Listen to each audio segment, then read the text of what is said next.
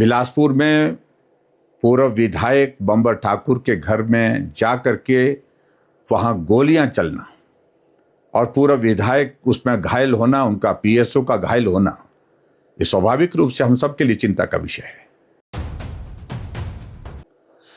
हम पिछले काफी समय से इस बात को लेकर के अपनी बात मीडिया के सामने, विधानसभा के अंदर, विधानसभा के बाहर कह रहे हैं कि हिमाचल प्रदेश में कानून व्यवस्था नाम की कोई चीज रही नहीं। जो घटनाएं उन प्रदेशों में घटित होती थी, उन स्थानों पर घटित होती थी जहां क्राइम रेट बहुत ऊंचा होता था, गैंगवार होते थे, कम्युनिटी कॉन्फ्लिक्ट्स होते थे।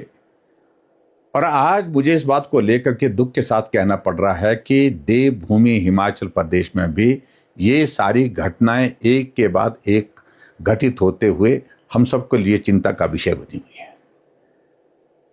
होली वाले दिन बिलासपुर में पूर्व विधायक बंबर ठाकुर के घर में जा करके वहां गोलियां चलना और पूर्व विधायक उसमें घायल होना, उनका पीएसओ का घायल होना, ये स्वाभाविक रूप से हम सब के लिए चिंता का विषय है।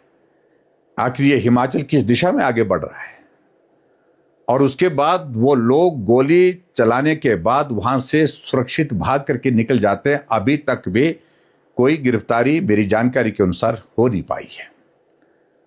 और दूसरी बात, सबसे बड़ी बात जो मैं इसमें देख रहा हूं, इन्वेस्टिगेशन एक अलग प्रोसेस है, उस प्रोसेस को हम इंतजार कर रहे हैं, उसमें से क्या चीजें आती हैं।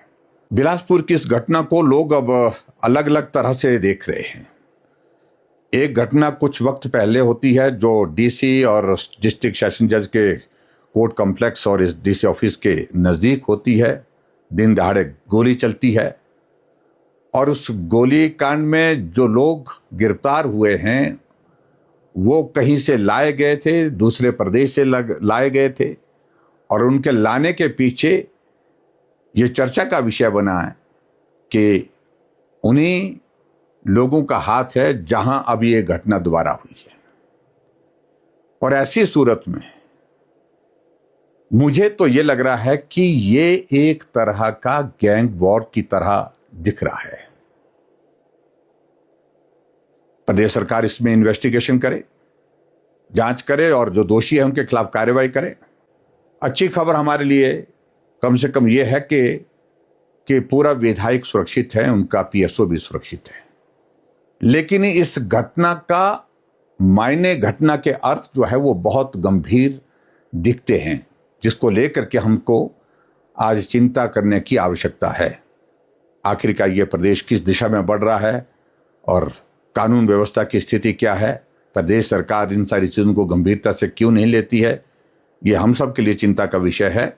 और मैं प्रदेश सरकार से आग्रह करूंगा कि गिरफ्तारियां जल्दी हो और जो दोषी हैं उनके खिलाफ कानूनी कार्रवाई हो और कानूनी कार्रवाई भी इस तरह से हो ताकि इस तरह की घटना करने की, घटना को अंजाम देने की दूसरे की किसी की जरूरत, किसी की हिम्मत ना हो सके।